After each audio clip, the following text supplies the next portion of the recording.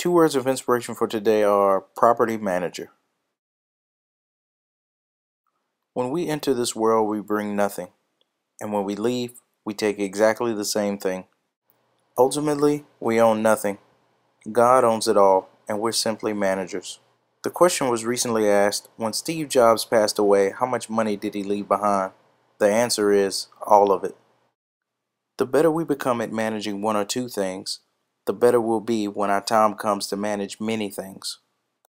The Bible tells us, whosoever can be trusted with very little can also be trusted with much, and whosoever is dishonest with very little can also be dishonest with much. God needs to know that we can handle the little things before He can trust us with the great big things. Thanks for tuning in today. Make today amazing. I'll see you soon.